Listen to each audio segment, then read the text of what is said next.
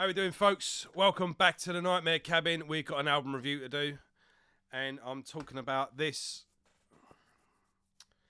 Every so often, an album just comes along and it just completely kicks you in the balls. And this is what we're going to be talking about tonight. This is going to be the new album, Where Fear and Weapons Meet, from 1914. Let's get a bit of light on that. It's not. I can never win with this place. It's either too bright or not bright enough. But I think you. Let's get the light on. You get the idea. So yeah, I first heard of 1914. I'll go back to the beginning with their last album, The Blind Leading the Blind. I really enjoyed this album, but I will be honest, I haven't listened to it lately. I kind of listened to it enough to either review it or I liked it enough to buy it and listen to it a few times, and then whatever the next release was came along, and then the next release, so on and so forth. When you review albums like I do, you end up always just listening to whatever you're reviewing at the time, and you sort of buy stuff, put it on the shelf, going, I'm going to listen to that one day, and then it kind of just sits there. So, yeah, I did really like this album though. Mr. David Ingram does a little guest spot on there as well. I mentioned him in the Massacre review, and yeah, so 1914 do a slightly blackened take on death doom, or a doomier take on death metal, and what's surprising is I don't normally like those sort of bands. I do like a slower take on death metal. I mean, I like your Incantations when they go nice and slow and dirgy, and Gorement and bands like that. But I wouldn't say Autopsy, no. But I think you know what I mean. Like sort of Swallow the Sun maybe a little bit now and then. But I think when they say it's death and doom, or they call it death, whatever, it was one of those things. It was all right until they named it, and then once there was a name for it, people started doing it, and it just became it's normally a turn off for me. But I wouldn't describe them that way anyway. But that's what they were sort of touted as. But if you think, 1914, obviously, the reference to the First World War, their lyrics are all based on World War One, and I suppose a little bit more of war in general. But they really go in depth with it. They really do go to town, and I'm still a bit blocked up. Sorry, bear with me. But yeah, so it talks about the trenches and all the rest of it, but I would say they would go into depth about World War One the same way Nile would go into depth with Egyptology. The amount of research that they've done, and you will probably learn a bit more about World War One whilst listening to these albums than you would just standard Discovery Channel documentary. They write songs about stuff that you then need to go research. I mean, there's on this new album in particular, there's quotations in the lyrics that come from original texts and original letters from that actual time about the characters that they're talking about. I mean, this album is really bleak. I mean, it's fucking dark. You get the artwork there, the Grim Reaper leading people away. Now, apparently on this one, it's a bit more optimistic and it has a bit more hope. Don't get us wrong. This album is still pretty fucking bleak. But if you see the artwork there, the soldier is reaching out to death. So death is leading people away this time. The soldier is reaching out to death, but death won't take him. Death's got more, there's more in store for you. You've got a reason to live. That's probably not a nice thing to say. Not mean to dishonour the people. There's something planned for you. Shall we put it that way? I probably worded that wrong. But it's more of a beacon of hope. And these are all based on people. Every song is based on a different person that went on to do good things, and it's the story of them. So it's all based on different people. So yeah, getting into it. I mean, well, there's still more to talk about, really. So, I mean, I mean, when you think of a death metal band doing War, obviously you're going to think of Bolt Thrower, but this is a real monumental piece of work. So, I mean, just think Matter of Life and Death, but a death metal band doing an album just as majestic as this. Think of the way Primordial, really tell a story about history in their songs.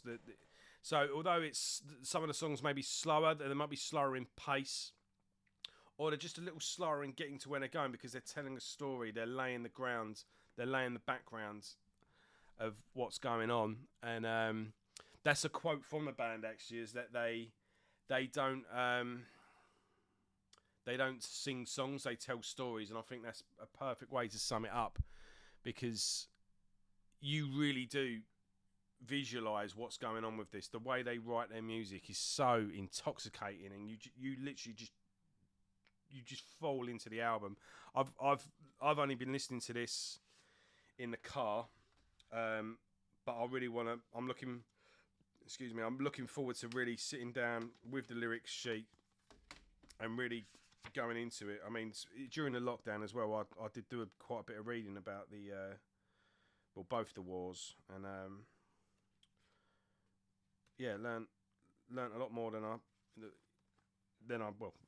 originally knew. Put it that way, and my views on certain things changed as well, and I'd be interested to talk about that. I'm going to try and get a band on for an interview at some point. Sorry about that, notification came in, but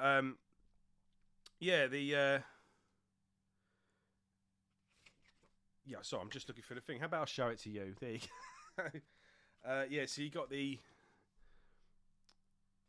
I think you'll be getting loads of references as well about what the songs are about, and you can go and do a bit of your own research. You get the idea. Let's see if there's any info here. And this is I'm curious to see what the band do in their live show as well. I mean, do they come out in in costumes, the decent setting? I mean, I think with a decent budget, with the right people backing them, they could really do a good show. A really, putting a decent scene up and all that. And I guess it's all down to budget, isn't it? But the potential's there, definitely. So just trying to think. So think, the way Iron Maiden do these big epic songs now, the way Primordial do what they do. I mean that in terms of atmosphere, not necessarily sounds, but yeah, sometimes they just get on with it, and you've got just like a bolt for a riff or something like that, or a bit of Hail of Bullets, something. This isn't just big bombastic death metal. It's straightforward when it needs to be, and it's not over technical or anything like that, and it's not all grandiose. And it is grandiose, but it's not doing it for the sake of it. There's nothing pretentious here, is what I'm saying. And this album in total is just over an hour long, and it flies by. It's a completely effortless listen. It really is. Everything is interwoven as well. Every song sort of starts with like a little sample. It might start off with a playing of an old record from the time as well, or a diary entry, or a bit of dialogue from a film. I mean, and it's not just some tacky quote from a film that's like a completely mainstream film that everyone's seen as well, like a real shitty cliche like some hardcore band would do. I mean, this is real. It's integrated into the music. There's a bit of clean vocals as well, but not in a Critopsy sort of way with what was that album no one liked, Unspoken King or something, but more like acting out the voices of what's going on as well. So it's not like it just breaks into like this clean singing. It's more like a sinister.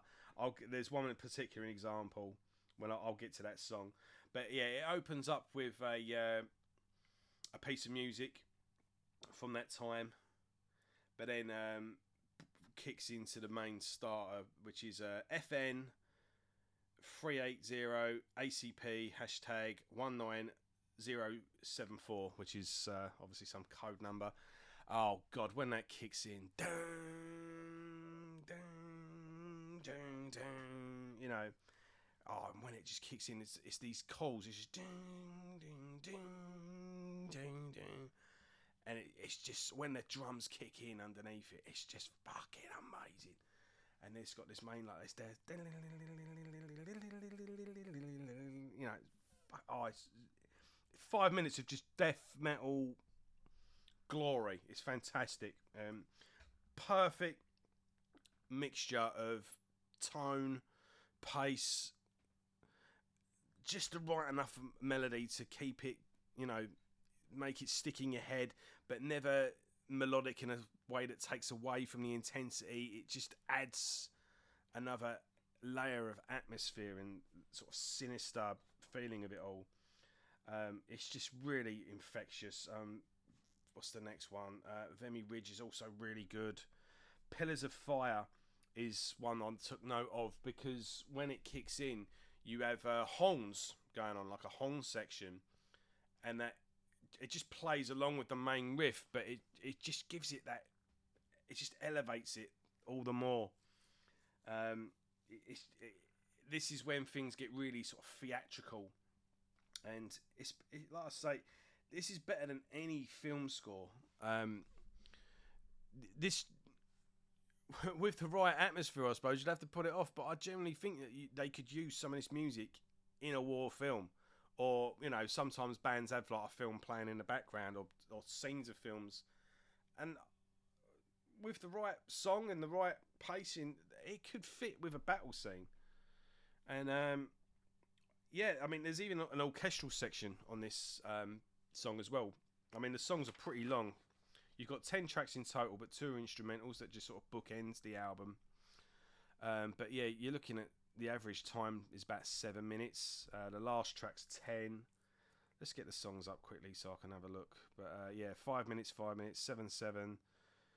You got a little 2-minute interlude, which I'll talk about. But yeah, 7 minutes on average, and then 10 minutes at the end. But yeah, Pillars of Rage, fantastic. Don't Tread on Me, the main riff on that is just awesome, and it sort of reduces down to this doomy sort of groove section at the end. Coward is really good. That's a little acoustic song, like a little.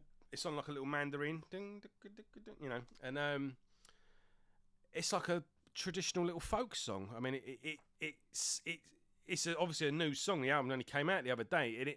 It feels like an old song. It feels like you know it. And again, it's clean sung. It's a really nice, melancholic little song. Really, a real beautiful little song. But it's not a very nice song. But I won't I won't do a rendition of it for you. But it is, the first line is sort of, you know, strumming along.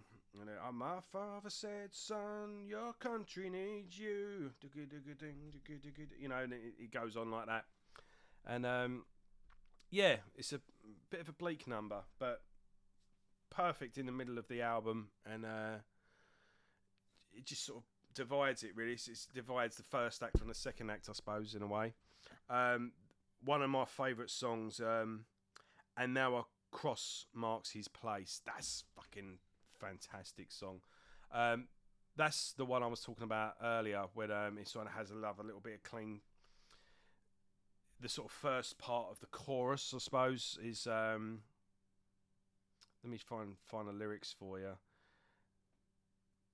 Is that it goes like, one shell on your son's gun, killing him, wounding a comrade.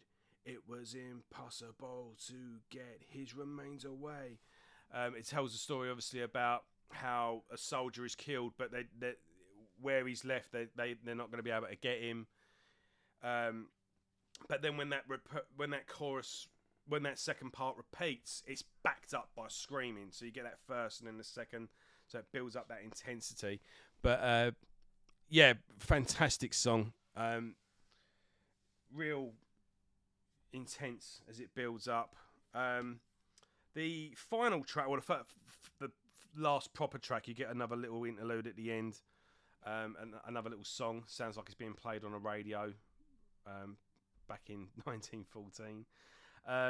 But yeah, it's The Green Fields of France, which is an old song by Eric Bogle, which you may know because the Dropkick Murphys covered it. But yeah, let's just say this is a very, very different type.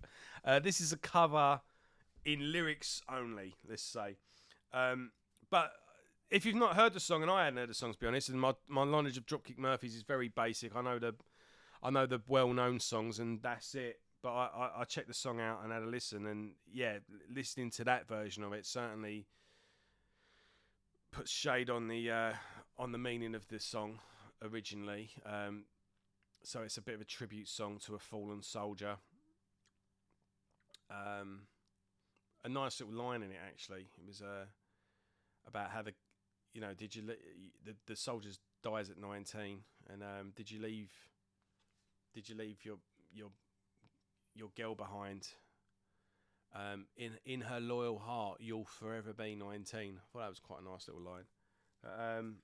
Yeah, but it's nothing's nice about this song. This is intense. The words are screams, they're screeched. The guy's vocals on this are fucking really, really good. They all go by division, regiment numbers and whatnot. But Dmitro Kumar, I think that is his name. They're from Ukraine, so I probably butchered that name, and I apologise for that. But yeah, he's got a great voice, real sinister sounding, raspy. Is there black metal over? It's like a little black metal finish. It's just sort of like a little glaze on the end. It's not really. I mean, they could certainly play with black metal bands. Definitely, the potential's definitely there. They could play with both death and black metal bands. They've probably got that good little crossover. But yeah, that last piece, that last 10-minute thing, is a real monumental piece of work. And yeah, I mean, it's a Sunday night when I'm recording this. I got it in the post on a Friday, but I can't stop listening to it. It's just, I'm just diving into it. I mean, I was obviously familiar with the band with the last album, and quite happy with this. But that's pretty cool. 1914, I've got a new album coming out. I wonder what they're up to, and I had a listen. I did manage to get a download of it, but it was stream only. I couldn't download it, so I only had a chance to listen to it a couple of times in full. But it was like, fucking hell, they really have outdone themselves on this album, and this really is a monumental piece of work. It's a fucking masterpiece. It really is. If I'm thinking this now, just a couple of listens in, and I've got a bit of oil on my fingers, and it's spoiling the bucket. But there you go. I think that's better. But yeah, absolutely. You've got to listen to this, guys. This is absolutely phenomenal, and they're doing something different. They're setting their own standard, and that's always handy when that happens. You don't always need to reinvent the wheel. I don't expect that of every band I listen to.